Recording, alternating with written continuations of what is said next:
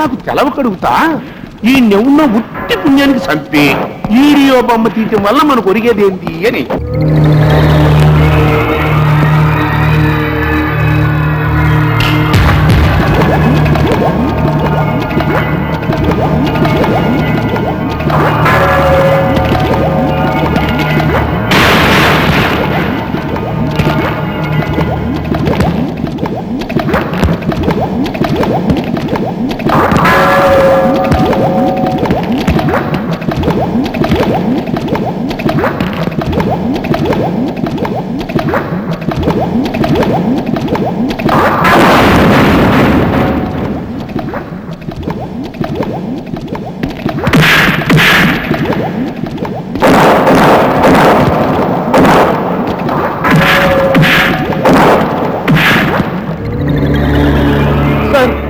నిజంగానే కొడుతున్నాడు sir. Sir వీడిని ఆపండి సార్.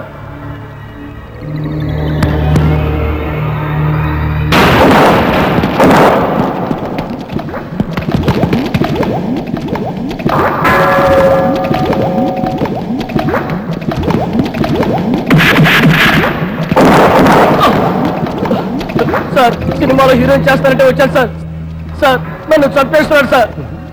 చెట్టా అంత సత్సగానికి ఇష్టం లేకపోతే నువ్వు కూడా ఆడి మీద ఎదురు తిరిగి దెబ్బ దెబ్బ దెబ్బ దెబ్బ బాధ రాదా? సార్ వీడిని కొట్టడం నా వల్ల కాదు సార్. అయితే చచ్చిపో చచ్చిపో చచ్చిపో చచ్చిపో చచ్చిపో. నువ్వు సంప్రా, నువ్వు రా అబ్బాయా. అబ్బాయా నాకు తెలవ కడుగుతా ఈ నెవున్న ఉట్టి పుణ్యానికి చంపి వీడియో బొమ్మ తీయటం వల్ల మనకు ఒరిగేదేంటి అని. లాభం లేనిదే నేను ఏ పని చేయను సర్వనామం. అంటే వెనకటికి ఎటలాచాది సినిమాల బండోళ్ళు కింద కొట్టుకుంటా ఉంటే రాజులు సీటు మీద కూకునే ఇసిరిపించుకుంటా సోత్త ఆనందించేవాళ్ళే. ఇది కూడా అంతే అంటావా? అలాగే అనుకో. వారి వారి ఒక మనిషిని నిజంగా చంపుతా ఉంటే సోత్త ఆనందించే అప్రాచ్యం ఉండవుడు కూడా ఉన్నారట. యో 10 రూపాయికి 6 మంటలు చేసి నాకే ఈ మాట వింటా ఉంటే ఒంటో జల్ల జల్ల జల్ల జల్లమని వణుకు పుడతావులా?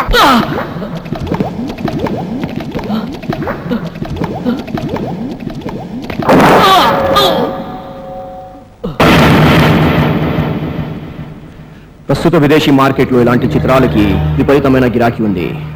ఒక్క చిత్రం మీద కొన్ని లక్షల ఆదాయం ఉంది. వ్యవహారం నువ్వు చేయి, వ్యాపారం నేను చేస్తాను. ఓకే? వారనే పాసుగాల పైసలు వస్తాయంటే ఎంత శాంతాలు పని చేయడానికి చిత్తమే కదా.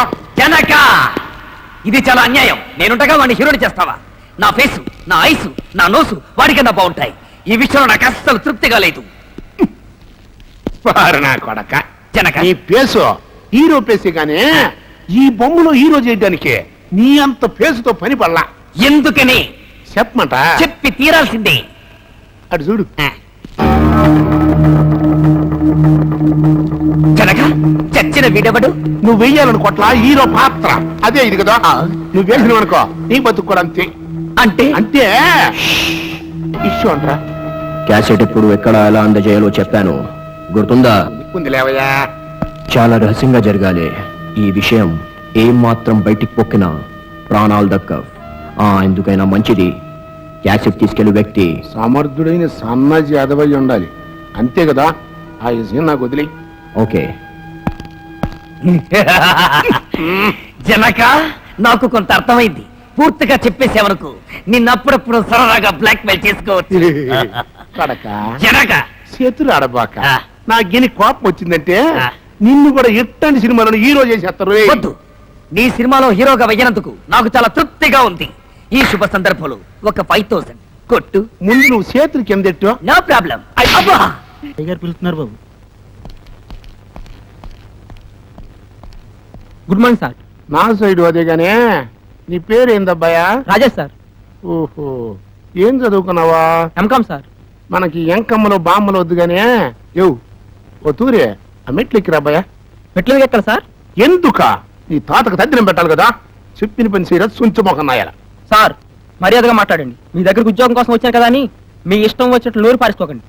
బండా బాడా నా కాడ పని చేయడానికి వచ్చిన ఎదవ్వి నీకే నా మీద ఎంత కోపం వస్తే నా మీద కోపం వచ్చిందని తెలిసినాక నీ మీద నాకెంత కోపం ఉండాలి అంట. సరే తమరికి నేను పని ఇచ్చుకోలేను కానీ బయటిపో బయటిపో బయటిపో బయటిపో బయటిపో బయటిపో. నెక్స్ట్ వాడిని పిలవండ్రా. నమస్తే సార్. నమస్తే. ఏంటి బాబు తమరి పేరు? నా పేరు రాజ్ అంటారండి. ఆహా. ఏం చదువుకున్నారు తమరా? నేను డిగ్రీ చదువుకుంటున్నానండి. ఇది పార్ట్ టైం జాబ్. ఓ తూరే, ఆ మెట్లు ఎక్కిరా బాబా. అలాగేనండి. ఆ. నమస్తే.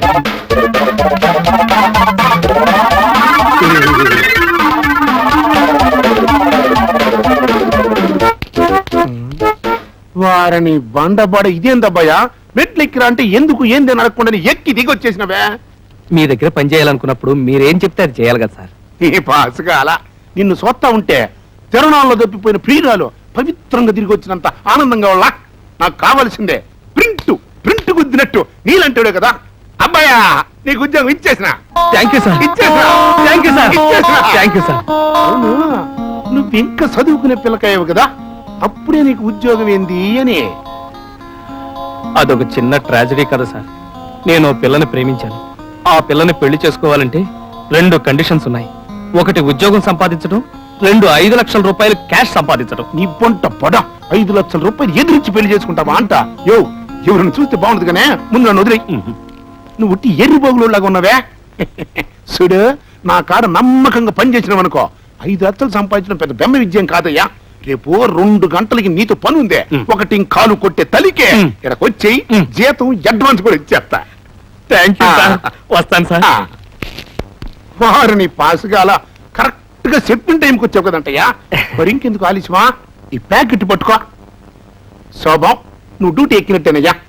థ్యాంక్ యూ ఇది సార్. అట్టుకుని మన ఊరు బయట అమ్మోరు గుడి దాని ఎదురుకుని యాప్ సెట్ ఉంటది. ఆడ నిలబడు. తెల్లటి మారుతీయాను సర్రం వచ్చి ఆడ ఆగుద్ది. అందులోంచే సూట్ కేసు అట్టుకుని పెద్ద మనిషి దిగుతాడు. ఈ ప్యాకెట్ నువ్వు ఆయన చేతిలో పెట్టో, ఆయన సూట్ కేసు నీ చేతిలో పెడతాడు. ఆ సూట్ కేసు తిన్నగా తీసుకునే ఎడకు వచ్చాయి. మరి ఇంకేందయ్యా? వెళ్ళిపో. ఎల్లవయ్యా. అలాగేనండి. ఇదిగో అబ్బాయో, సూట్ కేసు భద్రం. కొబ్బరి పొండం చెప్తాని పని.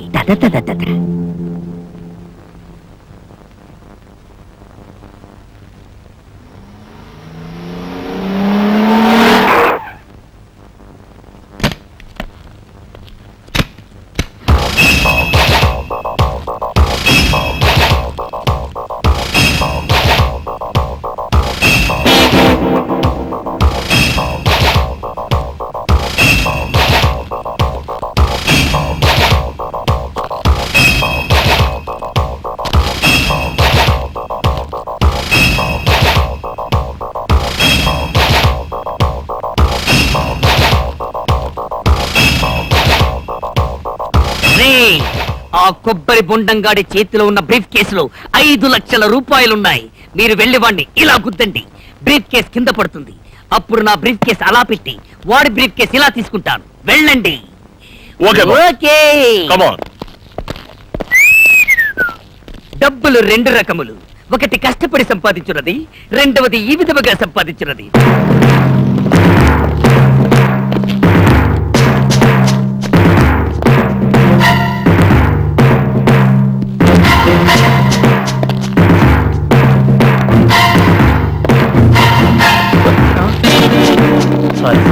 సారీ ఏంట్రా శివ, రోడ్డు మీద కాస్త చూస్తూ నడవాలరా. అలా గుద్దేటమేనా? ఏదో పొరపాటు గుద్దేశాను. సారీ చెప్పాను కదా. సారీ చెప్పాను. సారీ. అబ్బా, పెద్ద మనిషితో నేను మాట్లాడతాను కదా. సారీ, తప్పైపోయింది. ప్లీజ్. పర్వాలేదండి.